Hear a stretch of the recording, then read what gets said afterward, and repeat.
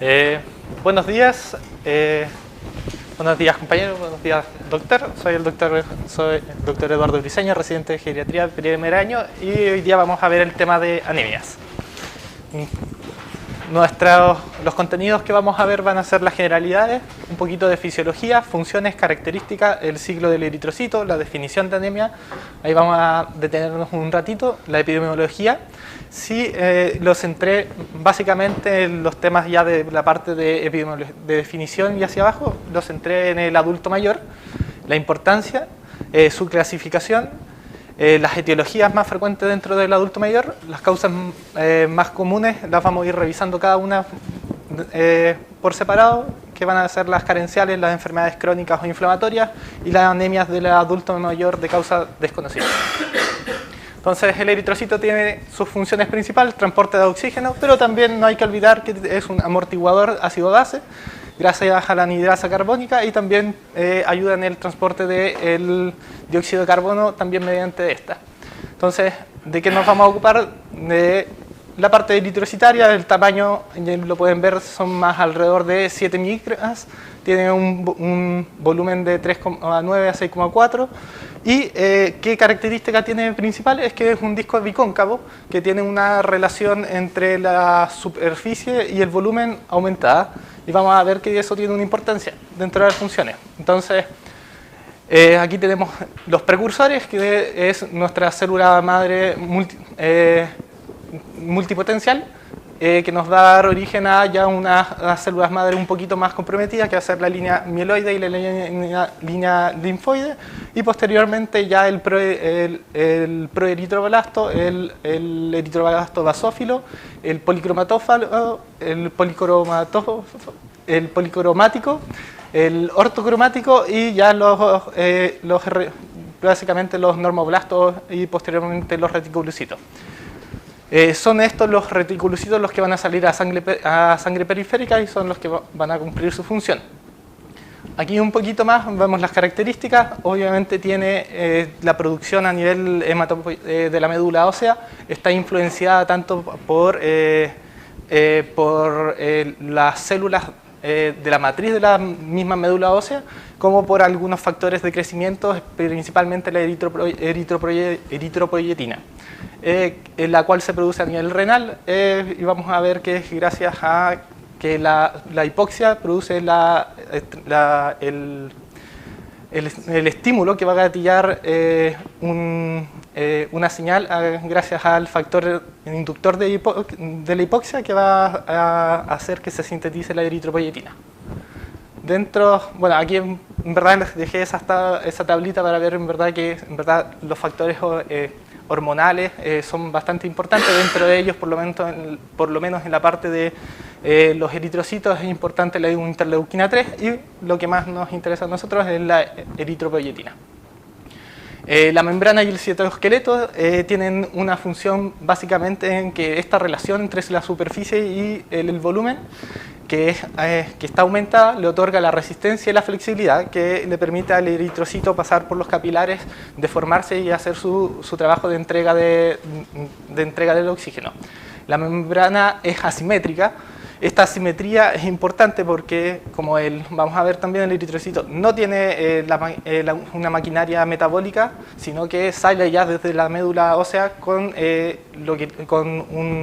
un stock de enzimas o metabólico determinado, no puede producir más, por lo tanto tiene una vida media que es limitada, y alrededor de 120 días. A medida que va pasando esto, o cualquier alteración que se produzca a nivel metabólico o a nivel de la membrana, va a alterar la simetría de la membrana, y esto va a inducir que sea reconocido por el retículo, por el sistema reticular, del vaso, y obviamente va a inducir su eliminación. El metabolismo, el 90% es a través del metabolismo anaeróbico, se forman por lo tanto ATP, NADPH, y esto principalmente nos va a ayudar a mantener la estabilidad del eritrocito.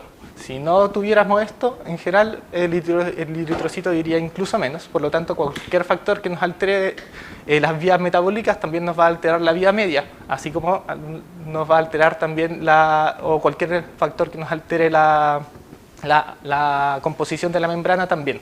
Tiene otras características como por ejemplo es el NADH. El NADH ayuda a mantener mantener la hemoglobina en su forma reducida, ya que en su forma oxidada va a producir daño por radicales libres. Lo mismo por el tema del glutatión. Y también aquí vamos a ver un regulador más o menos de la liberación, que es el 2,3 difosfoglicerato, y el ATP, que obviamente va a ser necesario para la mantención de la estructura tanto de la membrana como del citoesqueleto. Entonces, esto es un poquito lo que les decía. Se produce una anemia, vamos a tener una hipoxia, vamos a tener una anoxia, va a ser sensada a nivel del riñón, y el riñón va a producir la eritropoyetina. La eritropoyetina va a actuar a nivel de las unidades formadoras, las colonias, ya sean las colonias formadoras de las unidades de colonias formadoras de eritroblasto, y va a inducir la eritropoiesis.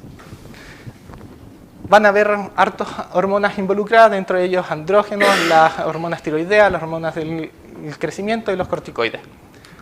Y acá, bueno, es la relación entre el hematocrito y la concentración tanto de oxígeno como de eritropoyetina, que obviamente es inversa.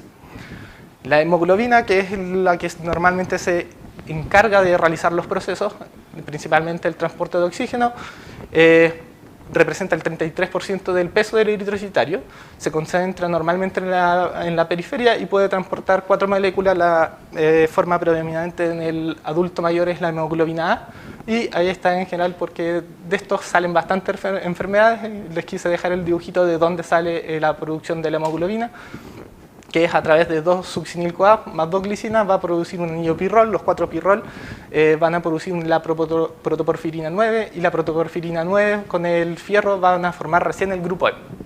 ¿Ya? Y el grupo M más un polipéptido nos va a formar las cadenas de hemoglobina, y las cadenas de hemoglobina, dependiendo de su composición, nos va a formar el tipo de hemoglobina.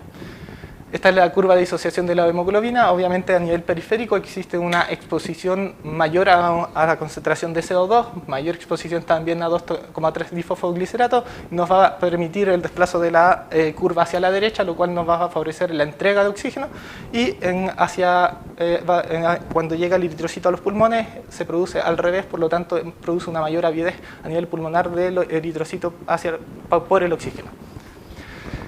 Esta es la parte de la amortiguadora ácido-base, es gracias a la anhidrasa carbónica, y lo que hace principalmente es, en el tejido periférico, aumenta la concentración de dióxido de carbono, por lo tanto la ecuación va a tender a irse hacia este lado. Por lo tanto va a producir más HCO3 y el protón va a quedar unido a la hemoglobina. En cambio, en el pulmón lo que hacemos es retirar el CO2, por lo tanto la ecuación se va hacia el lado contrario. ¿Ya? Son solamente grados de ecuaciones. Entonces lo que se modifica en verdad a nivel periférico aumenta el CO2, y esto va a ir hacia este lado. En los pulmones es al revés, vamos a retirar y tendrías que hacerlo, acá está escrito, pero lo mismo, pero en forma contraria. ¿Sí?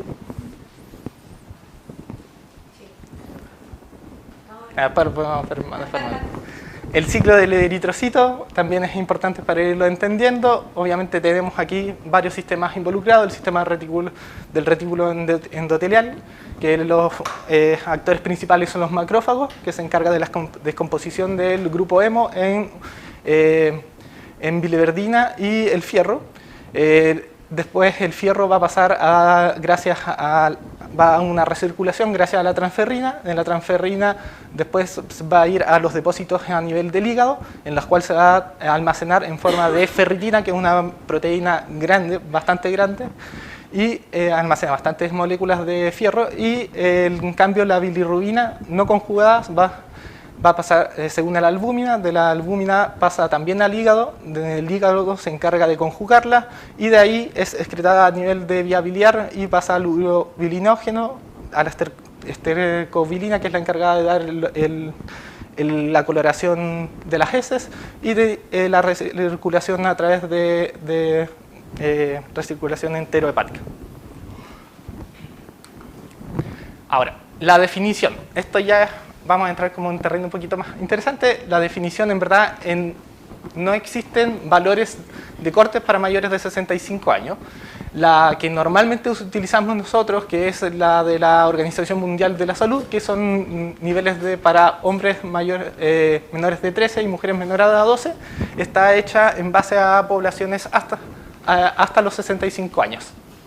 Por lo tanto, en nuestras poblaciones en verdad no tenemos estudios que sean representativos. Sí existen algunos, por ejemplo, el de Beuter, que sí integró a pacientes de mayor edad. Lo malo es que definió a pacientes sanos solamente mediante parámetros de laboratorio y bueno, por lo tanto tampoco nos sirve mucho. Hay otras, por ejemplo, la de Kautner, que es la tercera, que está basado básicamente no es un estudio en base del 95% o en la campana de Gauss, sino que lo basó en los resultados de efecto adverso. Y el otro es de Andrés et al., que en verdad deja un punto así como para todos de 12 y solamente de una manera arbitraria. Por lo tanto, ya de partida, una definición de anemia en adultos mayores en sí no existe. Oh, acá se me fue un poquito, tenía que colocarle la epidemiología. Es mayor la anemia va aumentando a mayor edad y aumenta mayormente en los hombres más que en las mujeres, extrañamente. En edades más tempranas es al revés. Y va a depender también la prevalencia de donde estemos hablando, si es que es a nivel de...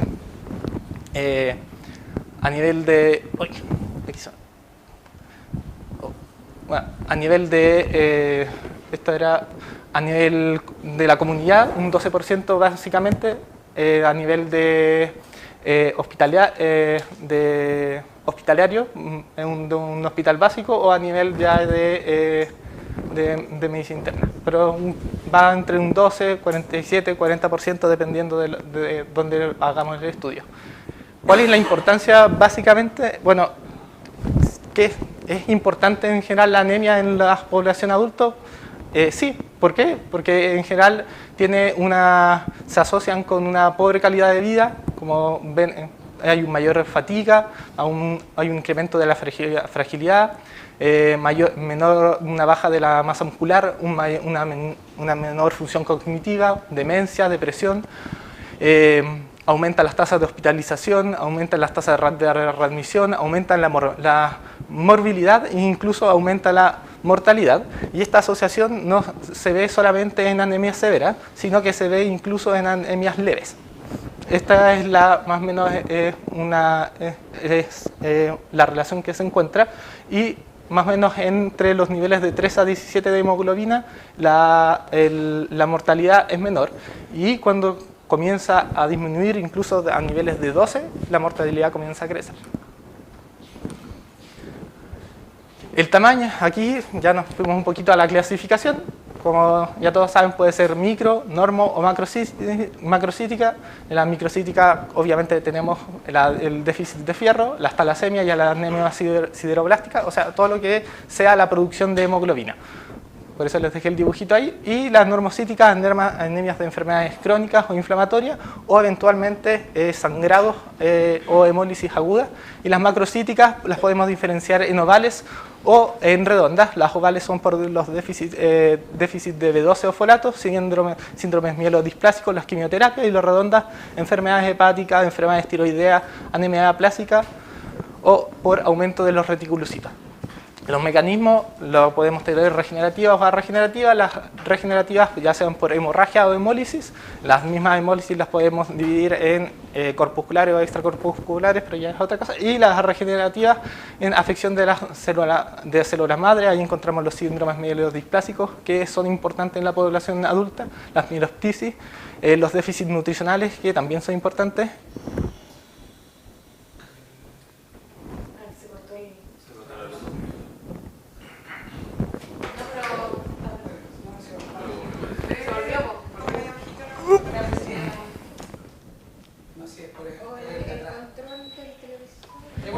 Ahí volvió.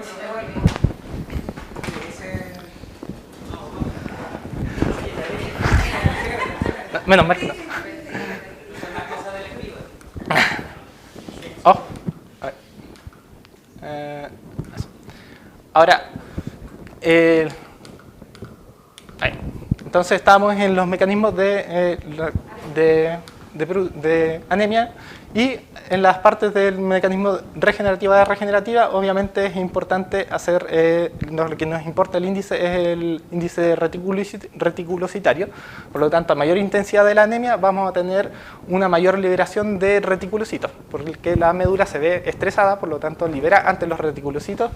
Normalmente a un hematocrito de 10, el reticulocito tiene una vida media de 3,5 dentro de la médula, pero a nivel periferia tiene un día. Siempre vive 4,5 días, pero a medida que es mayor la anemia, la médula comienza a expulsar antes los reticulocitos para ir compensando el tema también de la hipoxia. Suele utilizarse siempre, muchas veces, como factor de corrección el 2, porque en general, pero no es lo correcto, pero ese corte viene porque en general las anemias sintomáticas vienen con un hematocrito menor a 20 y corresponde más o menos cuando tiene un hematocrito menor a 20. Entonces, lo que más nos importa a nosotros y nos convoca ahora son las anemias en el adulto mayor. Y vamos a ir viendo las etiologías. Tenemos 3 estudios que son más o menos el NANES, el Chicago y el tercero que es el ACHB. Pero básicamente todo esto nos muestra las principales causas son, por ejemplo, la anemia por déficit de hierro, que es la que ven en general acá. Las anemias inflamatorias, que son en verde. Y las anemias por déficit de folato, B12. Y después ya tenemos en el azul que la clasificaron como incompleta, que eso en verdad no llegaron a un diagnóstico. Si ven las proporciones en general son diferentes, pero especialmente en la parte de la anemia idiopática, pero eso es de acuerdo al estudio que se realizó de la anemia. Generalmente muchas veces no se hace un estudio a fondo de la anemia, y por eso el diagnóstico de una anemia de causa desconocida es un diagnóstico de exclusión, en la cual se demuestra la dificultad de llegar a la causa, y especialmente en esta población se debe por una alta multimorbilidad y multicausalidad. Por lo tanto, hace necesario la investigación acuisósea. Y acá podemos ver las principales causas, pero de acuerdo al volumen corpuscular. Entonces tenemos los algoritmos. Esto es un algoritmo clásico que lo saqué en verdad del Harrison, que a mí me encantan. Vemos el recuento de la anemia. Según el recuento reticulocitario lo podemos dividir en regenerativa o hiporregenerativa. Hiporregenerativa con un índice menor a 2,5. Podemos ahí incluso ver la morfología en normocítica o normocítica normocrómica o microcítica o macrocítica, y en las hiporregenerativas podemos ver las lesiones de médula ósea, la infiltración, las aplasias, el déficit de fierro y una baja estimulación, ya sea por inflamación, defecto metabólico, y en los trastornos de la maduración, defectos citoplasmáticos, ya sean por el fierro, talasemias, anemia. Y en las hemólisis podemos ver lo otro. Ahora, el tema en los adultos mayores es que normalmente solamente hacer un enfoque de este estilo no sirve mucho.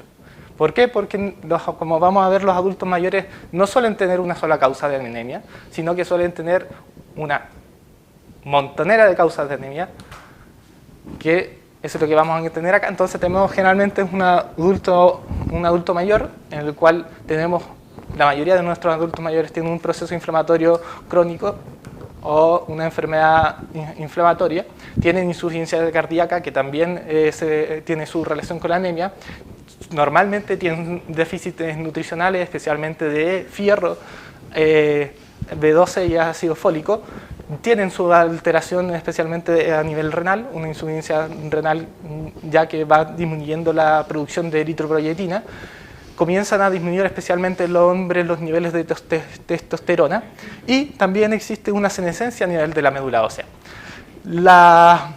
El déficit incluso de vitamina D se ha asociado con anemia y principalmente se cree porque tiene un efecto en general,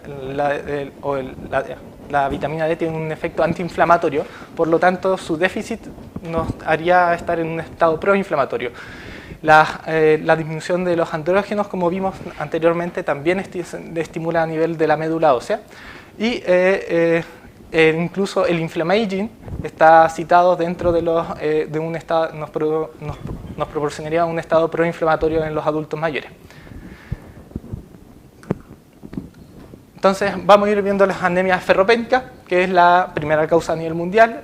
En verdad su mayor prevalencia es a nivel de niños, mujeres en edad fértil o embarazadas, pero sí corresponde a la mitad de las causas de las anemias por déficit en el adulto mayor. Y tiene una mayor dificultad en se ha visto que es más difícil de disminuir su prevalencia en países desarrollados, principalmente por el tema de que hay mayor cantidad de adultos mayores. Entonces la ferropenia nos precipita además a la insuficiencia cardíaca, según el estudio seminal, y también es asociada a un síndrome de piernas inquietas. Ahora hay algunos conceptos que son interesantes conocer, como son el déficit de fierro, que son las pérdidas de las reservas de fierro con preservación eritroide, deficiencia funcional de fierro, que son los aumentos de las demandas del tejido eritroide. Normalmente esto se ve al usar agentes estimuladores de eritropoyetina. Eso nos quiere decir que aumenta la producción, pero las cantidades de fierro son insuficientes para esa producción, y la eritropoyesis restringida por el fierro, que es lo que vamos a ver en las anemias inflamatorias, que se produce un secuestro a nivel del sistema reticular endotelial. El ciclo del fierro, ¿qué es lo interesante del ciclo del fierro? Es que no tiene una regulación mediante la absorción, ya que el cuerpo no tiene un mecanismo de excretar fierro, ¿ya? Está regulado principalmente por la hepcidina, y lo que hace la hepcidina en general es bloquear la absorción y bloquear las liberaciones de las reservas tanto del sistema a nivel de los macrófagos como a nivel del hígado. Entonces generalmente lo que tenemos en plasma es lo que tenemos el fierro unido a la transferrina. Normalmente si vemos siempre quedamos esto es lo que debería ser normal, quedar un balance cero. Una absorción de 1 a 2 miligramos día, tenemos las pérdidas que son también de 1 a 2 miligramos.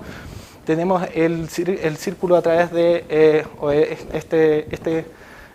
este círculo a través de la sangre y el hígado, que son de 1000 miligramos, y tenemos este recambio a través de la renovación de los eritrocitos, que nos da alrededor de 20 a 25 miligramos día de recambio. Entonces, esto es un poquito más de lo mismo. Tenemos la médula ósea, tenemos los eritroblastos.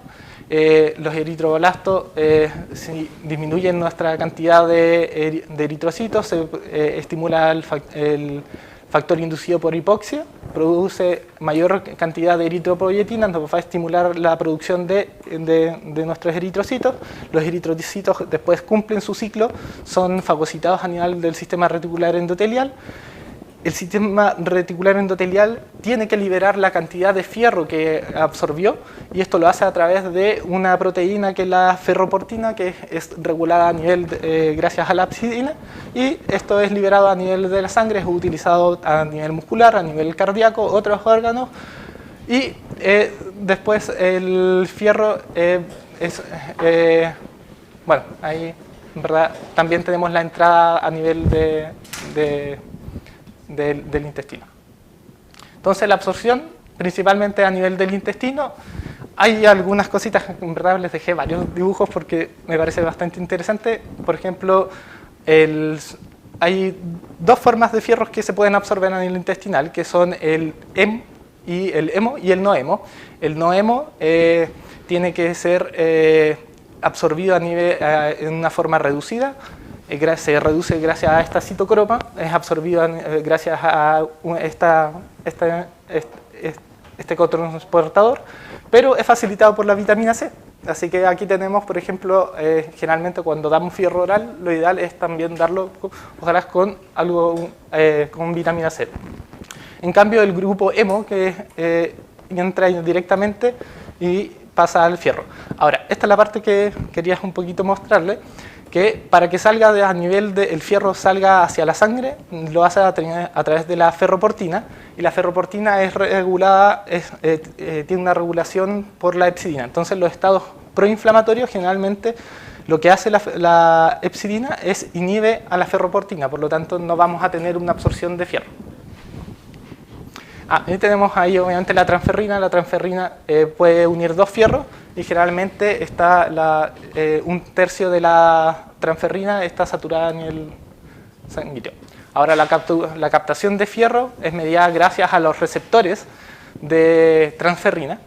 En verdad no tiene ninguna cosa en especial, pero estos en general se los quise colocar porque después en la interpretación de la cinética de fierro, generalmente uno se va perdiendo porque no sabe cuál es la transferrina y todo. Bueno, esto es lo que mide generalmente el TRF. Uno puede medir como la cantidad de receptor de transferrina.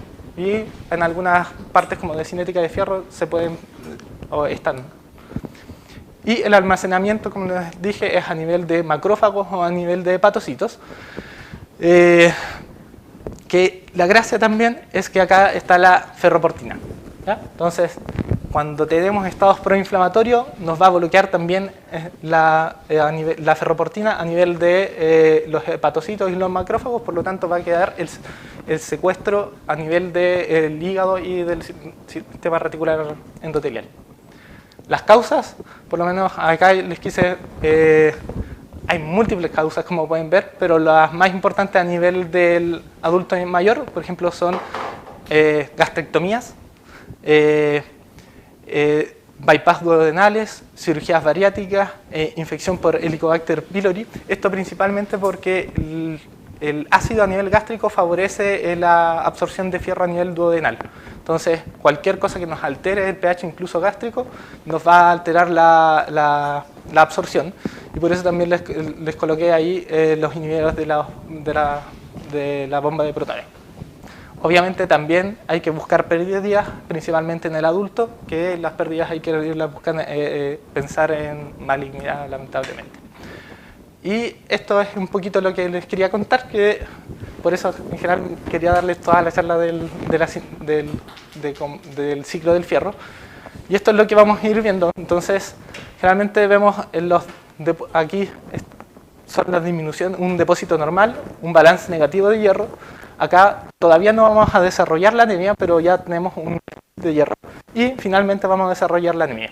Entonces, todos estos parámetros que son los que les fui explicando, la ferritina sérica, el índice de saturación de transferrina, en verdad ese es el índice de fijación de transferrina, que es como interpreta la avidez de la transferrina por el fierro, la saturación de transferrina y tenemos los sideroblastos en médula ósea, la protoporfirina y todo eso. Entonces, generalmente lo primero que vamos a ir viendo que se va a agotar van a ser los depósitos de fierro, ¿ya? Y también se va a modificar la TIBC. Posteriormente, ya cuando tenemos un déficit de fierro, se nos va a ir modificando más el tema de ya a nivel de el fierro a nivel plasmático y la saturación, que nos va a disminuir a 20. Y ya posteriormente, obviamente, vamos a tener la anemia.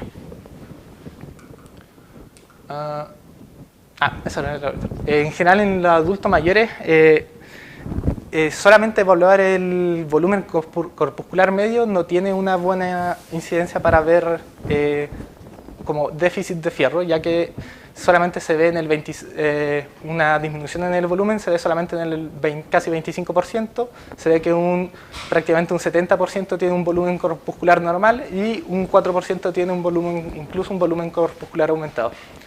Y más encima tenemos que la ferritina es un reactante de fase aguda que nos va aumentando con la edad, la inflamación, por lo tanto un punto de corte normal, que es generalmente de 15 para anemia, nos va a subdiagnosticar a los mayores, a nuestros adultos mayores.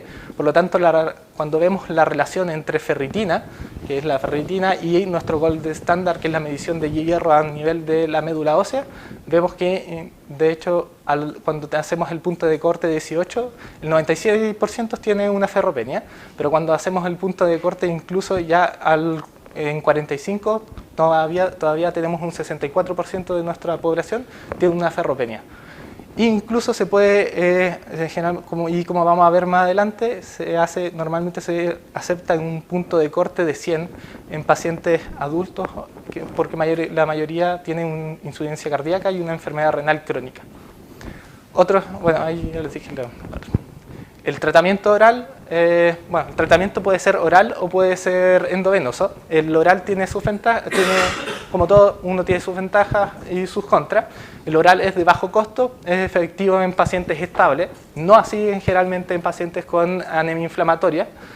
Los requerimientos son de 100 a 200 miligramos al día, alejado de las comidas, sino las bombas de inhibición de protones con vitamina D, y se necesitan alrededor de 3 a 6 meses para repletar los depósitos de fierro. Por lo tanto, nuestros pacientes que generalmente usan un montón de fármacos, no es muy agradable y tiene algunos efectos adversos que son los náuseas, vómitos, la constipación y sabor metálico, y a veces podemos ver refractoriedad en quienes normalmente en pacientes que tienen una Helicobacter pylori, o también hay que descartar una enfermedad celíaca, y también refractarios en pacientes obviamente que tengan una anemia inflamatoria por el tema de que por efecto de la epsidina no se va a absorber a nivel intestinal. Por lo tanto, incluso ver la epsidina se ha planteado como un índice para considerar si es que es efectivo usar fierro oral o fierro endovenoso. Ahora, el fierro endovenoso, el problema es que tiene un alto costo, es efectivo en anemias generalmente que tienen una causa inflamatoria, y también en una mutación, en una anemia que es especial ahí, que es de causa genética. La gracia es que tiene una única dosis y tiene una rápida corrección. Por lo tanto, en general, si lo vemos en nuestros pacientes, igual uno como que lo tendería a pensar. Y ahí les dejé un poquito la fórmula para hacer la corrección. Y sí, el tema es que tiene efectos adversos que hay que considerar. Y dentro de ellos está, por ejemplo, las mialgias, artralgia, el dolor de pecho y también reacciones de hipersensibilidad, pero las formulaciones más nuevas han disminuido el riesgo de hipersensibilidad.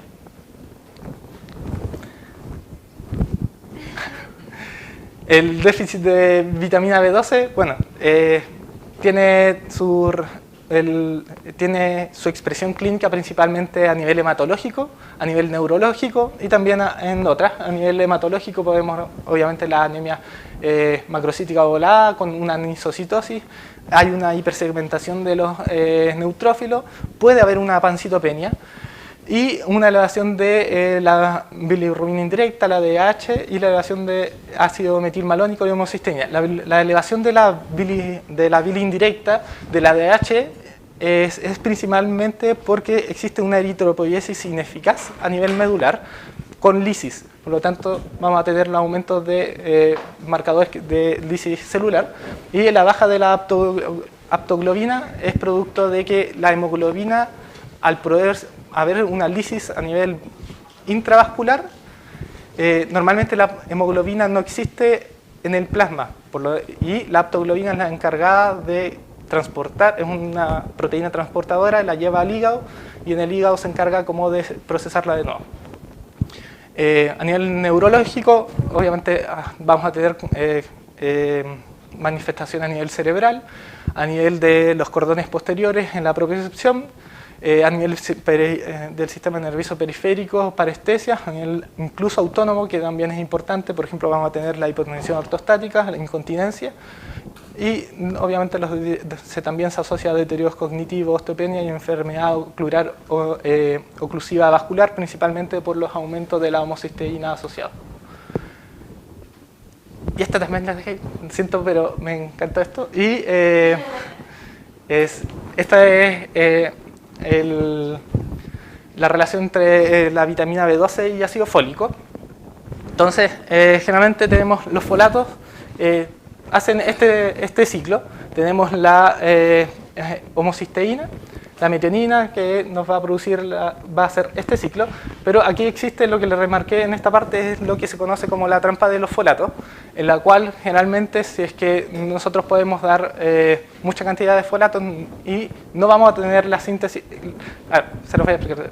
Esto nos va a producir, una, la síntesis de ácidos nucleicos, tiaminas y purinas, y dos, nos va a producir la síntesis de alguna estructura, y dentro de ellos están los fosfolípidos, que estos fosfolípidos son los esenciales para la producción de la fingomielina. Por lo tanto, aquí simplemente esto nos va a explicar por qué el déficit de cualquiera de estas dos sustancias nos va a dar alteraciones a nivel del sistema nervioso o a nivel de la anemia. Entonces, la vitamina B12 en verdad lo que hace es actuar como un cofactor de la metionina sintetasa. Por lo tanto, si es que no tenemos B12, ambos ciclos se nos cortan, y si no tenemos las bajas de ácido fólico, también. La vitamina B12, en verdad tenemos reservas, existe una reserva grande, que son de 3 a 5 miligramos.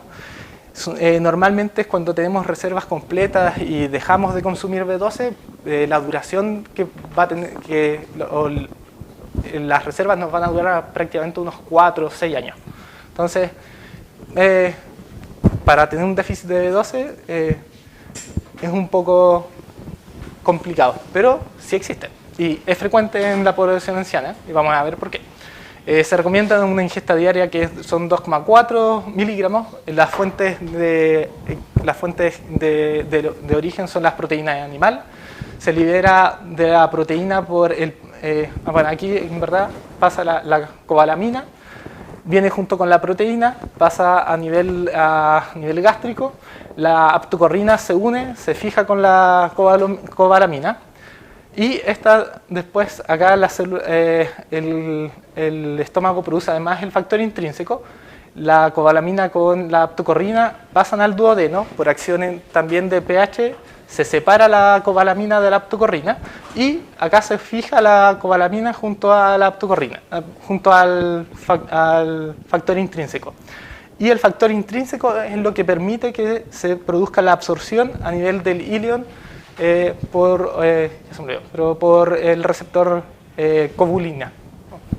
Entonces, cualquier alteración en general por ejemplo, las gastritis o las restricciones gástricas nos van a producir una disminución del factor intrínseco, y también se van a asociar a un déficit de B12.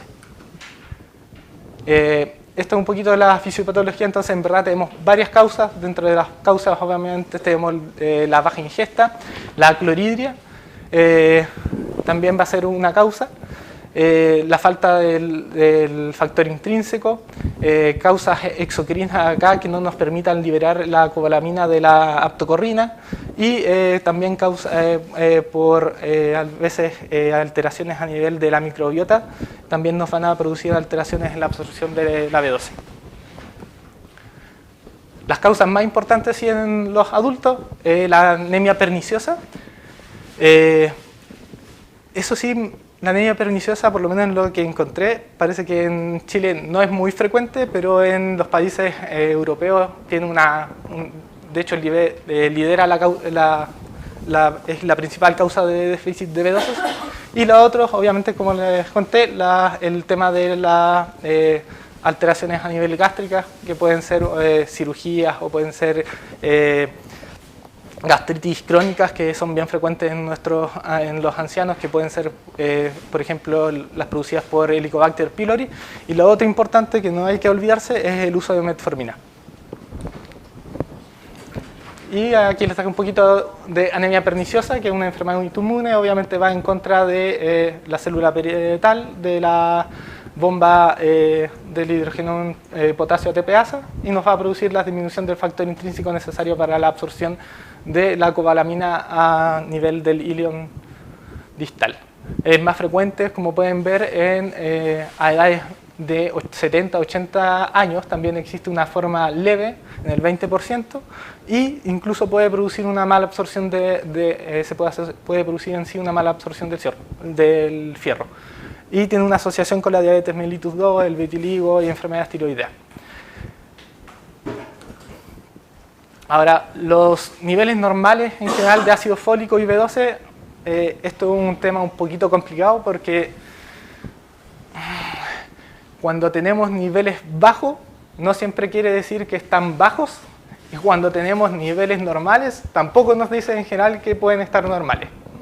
Entonces, la verdad, uno queda un poquito dudoso en todo esto.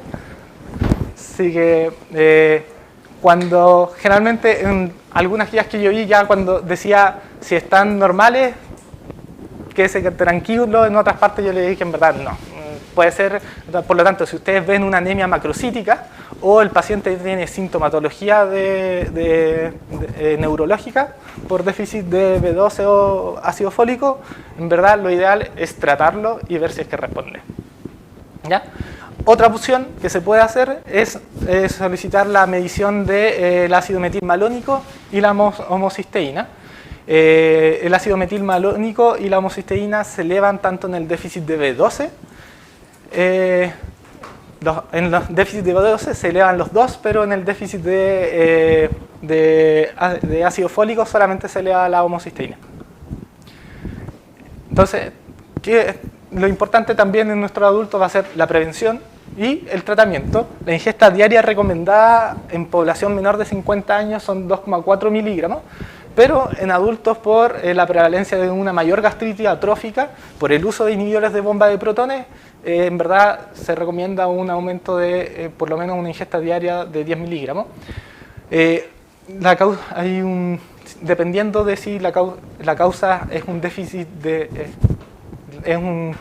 conocido o no, o es irreversible, el tratamiento va a ser por un tiempo o va a ser de por vida. Y la absorción también va a depender de la absorción, de si tenemos la absorción dependiente del factor intrínseco intacta, va a poder ser por tratamiento oral, o si es que está alterada la absorción, va a tener que ser un tratamiento intramuscular. El otro es las anemias asociadas a inflamación. Son anemias obviamente normo-leve, llegan a ser al 20-85%, 20-85% se asocia a un déficit verdadero de fierro, y esto es lo que nos causa en verdad el problema.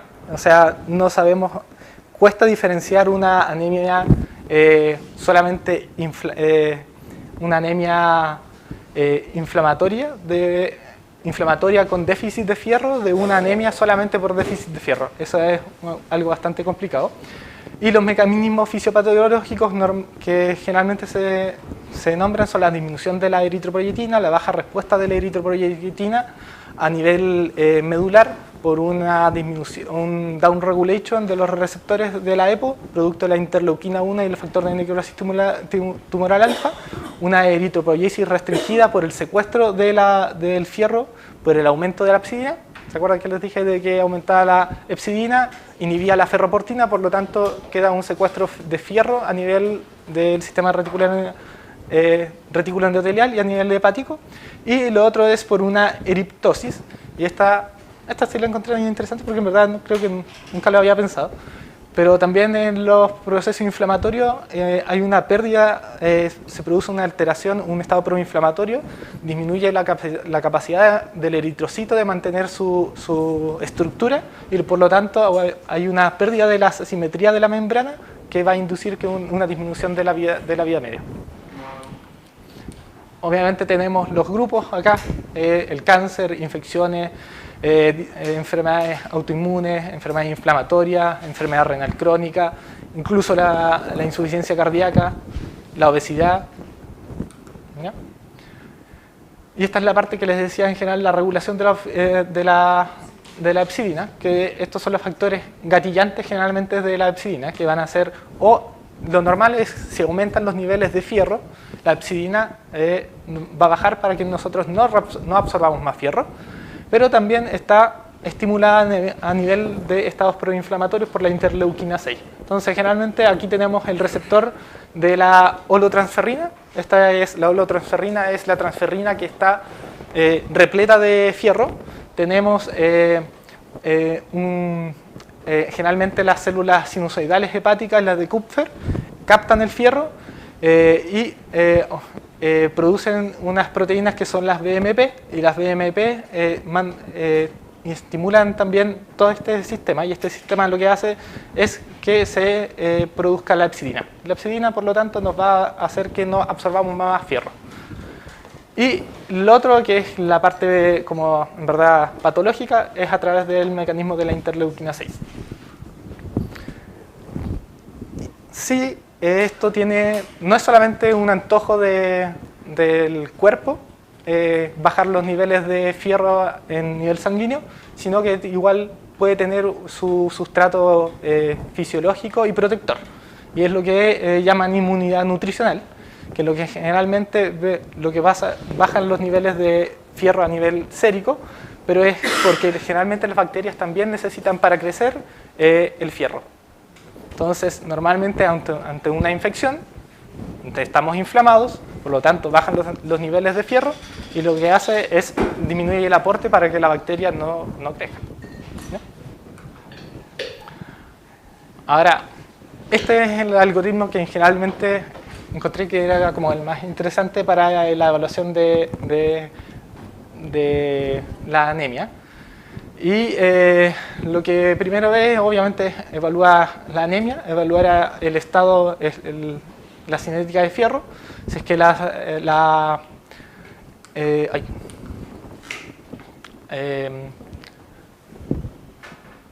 era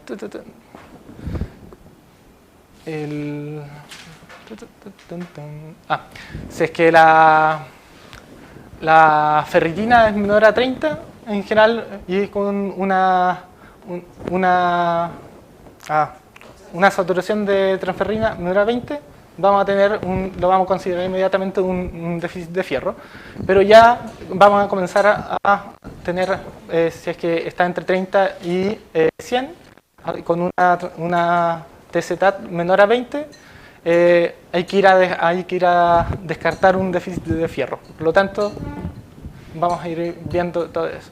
Y en caso de que la transferrina sea mayor a 100 y el índice de saturación de transferrina sea mayor a 20, hay que ir a ver la función renal. Si la función renal es menor a 60, hay que considerar la causa una enfermedad renal crónica. Si es mayor a 60, hay que investigar los niveles de B12 o ácido fólico.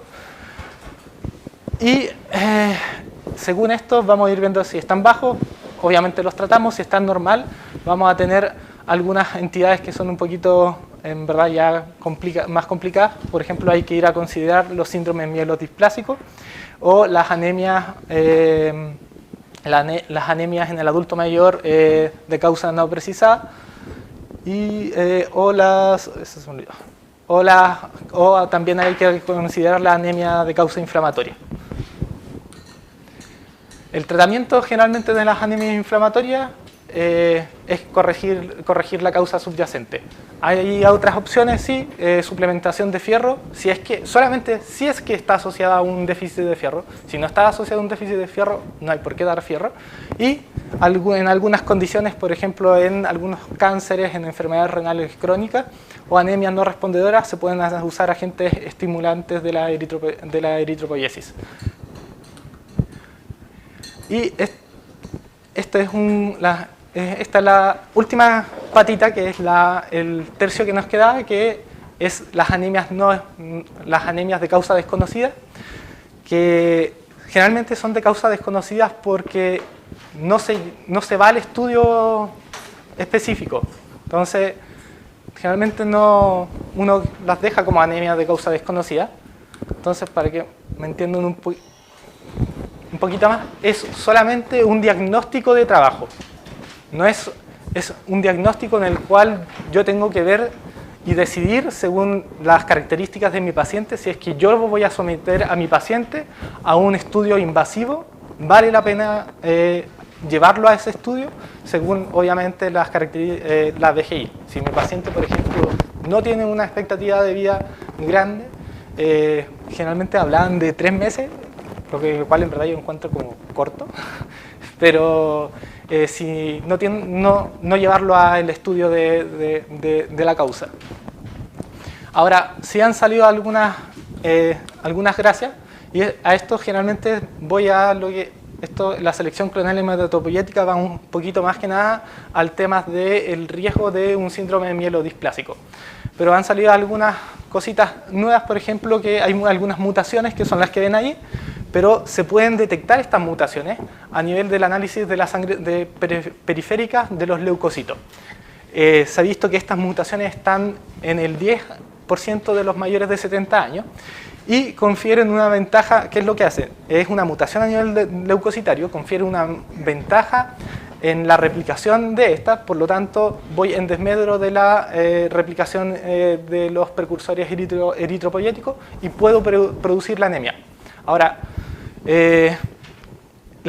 cuando existe, generalmente la hematopoiesis clonal con potencial, estas mutaciones se llaman CHIP y se ha visto que tienen un mayor riesgo de mortalidad cardiovascular que de malignidad por el aumento de la producción de interleuquina 6, lo cual incluso nos explicaría por qué en el adulto, solamente en el adulto mayor, que tiene mayor riesgo de ir desarrollando este tipo de mutaciones, va a tener un estado proinflamatorio per se. Si se produce una anemia, ya va a cambiar el nombre, que va a ser una citopenia clonal de causa no determinada, y estas sí ya comienzan a tener un mayor riesgo de progresión a un síndrome mielodisplásico. Y la asociación obviamente de una segunda mutación nos va a aumentar el riesgo. Entonces, en verdad, ahí les dejé un poquito como las nomenclaturas. Y las causas generalmente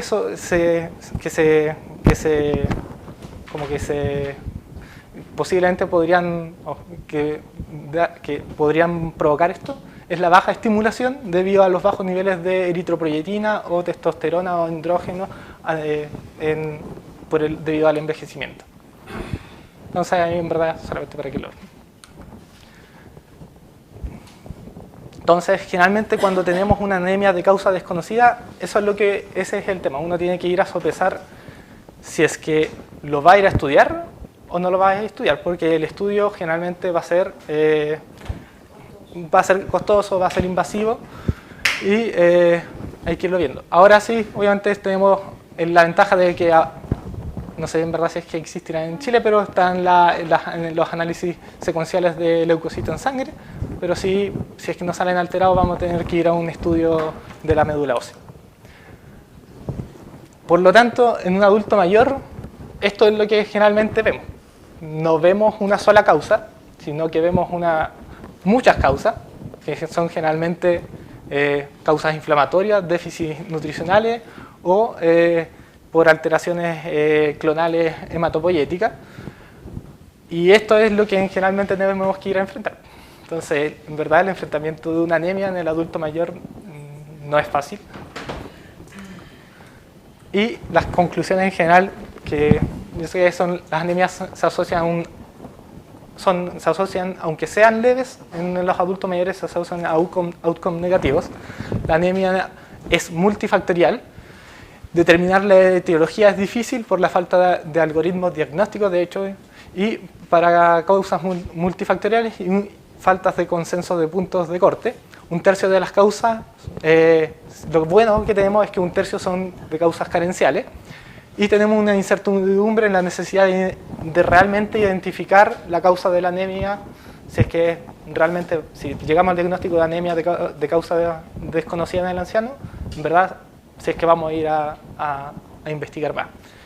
Y obviamente se debe personalizar la aproximación, la aproximación debe ser personalizada, sopesando el riesgo, beneficio entre sobrediagnóstico e infratratamiento.